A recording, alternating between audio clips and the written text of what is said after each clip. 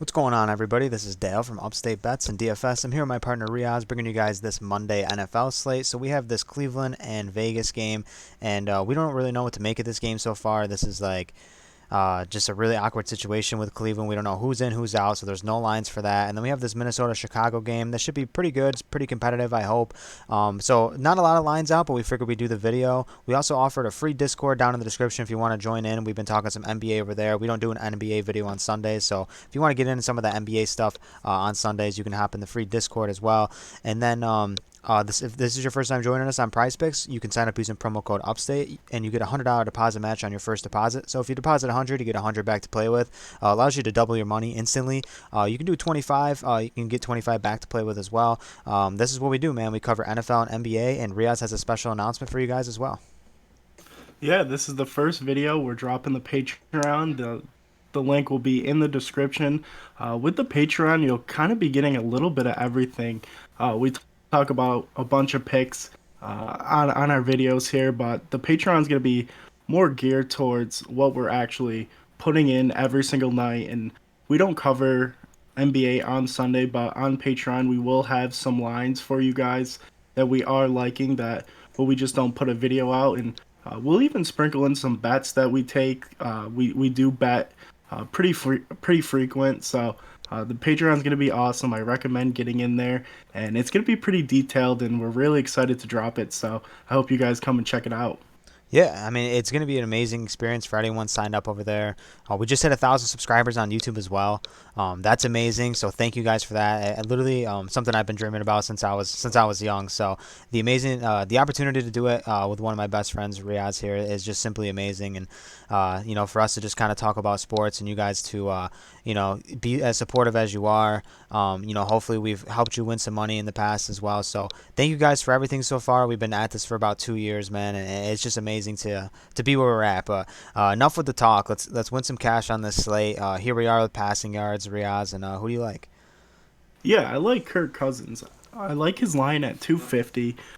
Adam Thielen is questionable. I would love to see Adam Thielen play in this game, but we know Justin Jefferson has been going crazy so far this year, and Kirk Cousins is another guy that's just been playing unbelievable football this year. 27 touchdowns, 5 interceptions. It really seems like he can't make any mistakes. But not only that, just his passing yards has been uh, it hasn't really been hit or miss like we've seen. I mean, there has been some bad games, but really he gets to this number almost every single game. I think this game could be pretty competitive with Justin Fields in there. He just brings a different dynamic to this Chicago Bears team where, yeah, he doesn't throw for that many yards, but he could score a couple rushing touchdowns and keep this game close where Kirk Cousins will have to throw the ball. And we know regardless if it is a blowout, Kirk Cousins is still in there slinging the ball to Jefferson, to Thielen, to Osborne. So Kirk Cousins over 250 and a half. Yeah, I really like.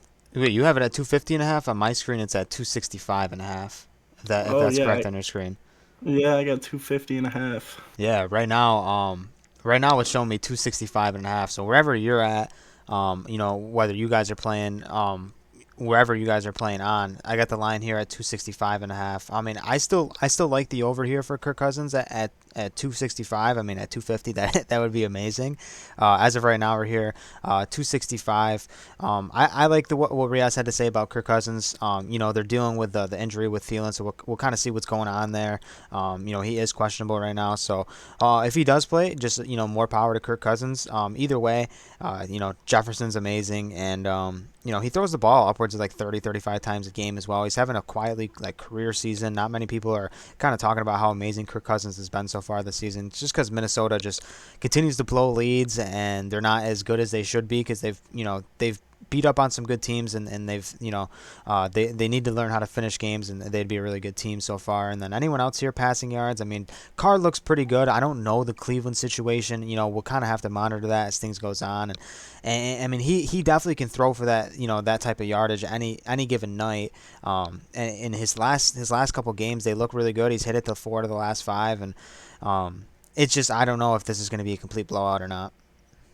Yeah, the Derek Carr line is tough. I don't mind it at all at 245 and a half. But like you said, I'm sure Nick Mullins is going to be out there. Uh, you don't really know what you're going to get with him. Jarvis Landry's out. Kareem Hunt is out. So I feel like it's going to be a big rushing game out of Cleveland. And Derek Carr could light up the first quarter or the first half, and they might not really need him in the second half. So that's kind of a scary line for me. I'd like to really see what Cleveland is rolling out with, but that is the 5 o'clock game. But yeah, I don't mind Derek Carr at 245 and a half. Not only that too, it's like Cleveland can really control the clock here if they really needed to. Like they can just run Chubb over and over and over again. Carr just might be limited on touches this game. That could be realistically the case. I'm not sure what the over under is set at for like the game total, but I'd imagine this game is going to be under. I'd imagine it'd be really low scoring, probably like around 42, if not under that. So over in rushing yards as well. I got some people on my screen that it hasn't updated yet. I got some people that are all over this Sunday slate, so I have to scroll all the way down here. We got Josh Jacobs, Delvin Cook, David Montgomery. For me, Delvin Cook seems like a pretty safe option here going against the Chicago team. He gets massive volume as well as they're dealing with no Madison as well. We saw him just run all over Pittsburgh, and Pittsburgh has a good defense at times. They have a really good pass rush compared to rushing defense. I mean, Riaz can probably go out there and run for 100 yards against the Pittsburgh Steelers some given nights. You just don't know what to make of him. But the Chicago Bears team, I think he can have his way with that defense. Without a doubt. I mean, I really don't want to sit here and say that I like all three of these lines, but just the narrative really for Josh Jacobs. I mean, if this is just a total blowout, you could see him get 20, 25 carries and get over this 54 and a half. So that one really, that's probably my favorite, honestly, the Josh Jacobs one. But we know with Delvin Cook, he's just a monster. We saw the monster game like you touched on against Pitt, and then he had a pretty off game against San Fran, but 4 out of the last 5 hit is pretty good with this number. And then with Montgomery, I mean, he's just been smashing. He's been playing phenomenal since coming back from his injury. But this game could go in the favor where Justin Fields is going to have to throw the ball a lot. So I can't really see myself taking Montgomery.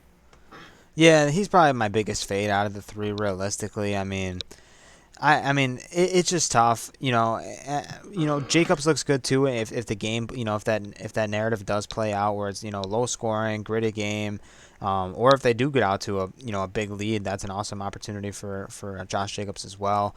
In receiving yards, is there any of these guys you like? I would just like to say with rushing yards, I would really love a Nick Chubb line.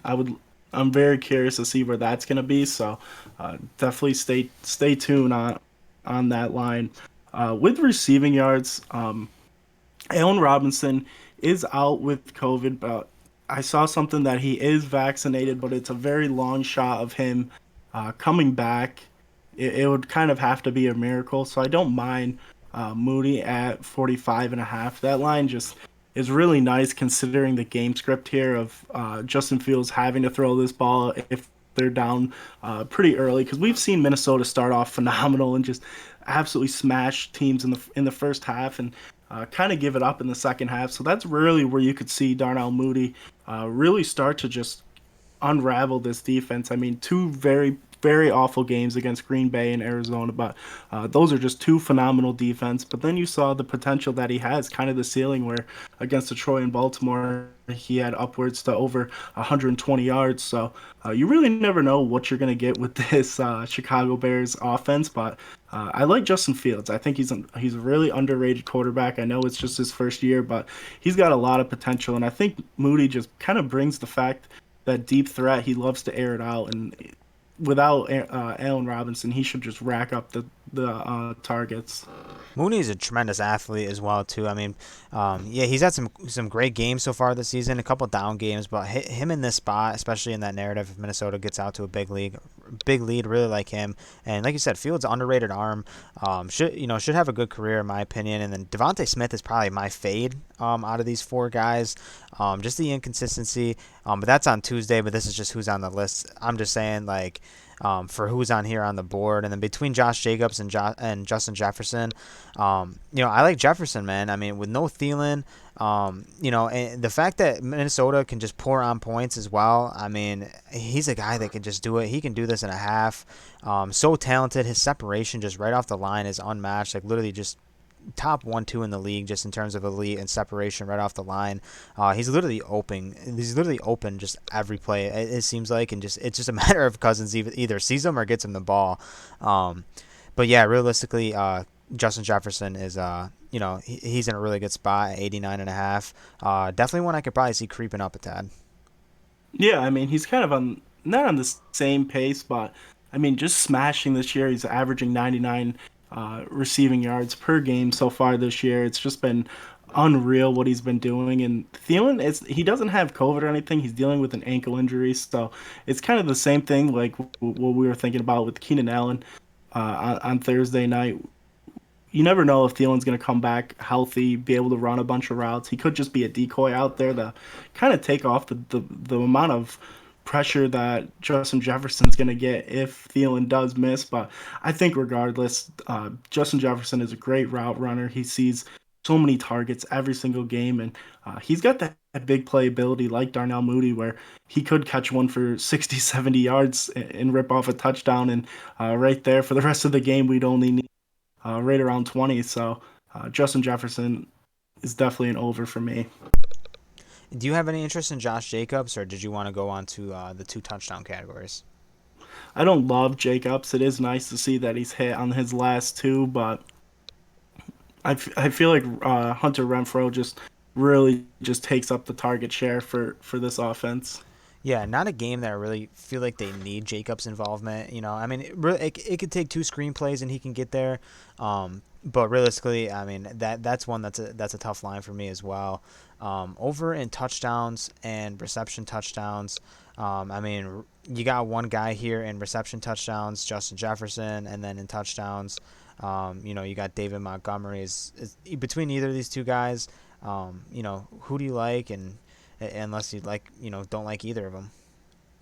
Um, I would prefer Montgomery. Just the fact that Minnesota gives up a bunch on the ground, I could definitely see them getting right around the 1 and 2 and just stuff Montgomery in there. It seems like he always kind of finds the end zone, receiving or rushing. He's only hit this once, one out of the five, but this offense has been struggling. In Minnesota, they give up a ton of points, so I can definitely see Chicago putting up at least 17, 21 points Monday night. So I could see him scoring a touchdown. Yeah, I completely agree as well. And over in fantasy score, I mean, lots of guys here. I mean, you even got some tight end action here between Komet and Conklin. I mean, you know, realistically, I mean, Cook's a guy that gets a tremendous amount of involvement. Justin Fields can do it with his legs, which is not bad. So I mean, it's even someone like Donovan Peoples Jones. I mean, is there anyone here that you have interest in? Yeah, I got two guys that I don't mind taking, and I touched on him in receiving yards. If Allen does miss, I don't mind taking Darnell Mooney here, kind of in a little, maybe a little safer play. I think both of these are pretty nice plays, but that 10 just seems really, really nice just with that big play upside. You kind of got to throw away the two bad games against two really good defenses in Green Bay and Arizona. And then Donovan People Jones. I mean, we saw him get there last game. Jarvis Landry's out at 8.5. He's hit three out of the last five. Uh, Nick Mullins is going to be throwing to him. Maybe that's Nick Mullins' favorite guy. You never really know. He could get peppered with targets, and just in kind of a shambled team with all this COVID going around. He seems like kind of the light out of the tunnel for this receiving core for Cleveland. So I don't mind his 8.5. Huge big play guy as well. I mean, he can do it in a play realistically. And catch like a 60-yard bomb. He's that type of player. I mean, Nick Mullins, like you said, he could be peppering him out there. He can see double-digit targets. Someone like Njoku too. I mean, usually tight ends, when a backup quarterback comes in, usually tight ends are a nice safety blanket, in my opinion. To, just kind of get the arm warmed up and get some confidence in the flow of the game. I mean, Chubb's going to be doing his thing for sure. We don't have any lines for him yet, but I mean, Riaz already talked about that. And Njoku's a guy that could be a nice safety net for Nick Mullins to come step in. And then like I said, Cook, tremendous involvement. Fields can do it with his legs as well. So I mean, two guys that look really good in my opinion, and I like our picks here. Yeah, I mean, definitely the running upside for Justin Fields, especially you could see him run into two rushing touchdowns. I mean, we've seen him hit three out of the last four. Had a great game against Green Bay. He really used his legs, and the big thing for Fields is just that run pass that he's got. I mean, he could go out there and pass for 150 yards and a touchdown, but then have uh, 52 yards rushing with a touchdown. It's kind of like that Jalen Hurts kind of play style that Justin Fields has. No doubt about that, man. And I mean, realistically, we'll kind of see what's going on with this Cleveland team. Like I said, on the Patreon, we're going to be updating some things as we get the news on Cleveland. If we do like those Chubb lines, that'll definitely be discussed over in the Patreon, and in the free Discord, there'll be some people talking about some things over there as well. So, like I said, I can't thank you guys enough for listening. I've said it a million times now, but is there anything else you got to say, Riaz? Yeah, definitely appreciate the support. Check out the Patreon, and we'll probably plug it until until the end of time. But we definitely appreciate you guys coming and commenting and liking and being a part of this journey that we're on. So definitely appreciate it. No doubt about that, man. We'll see you for some NBA action as well on Monday. So have a good night. We got two sports here. Enjoy your night, and we'll talk to you guys soon. Peace.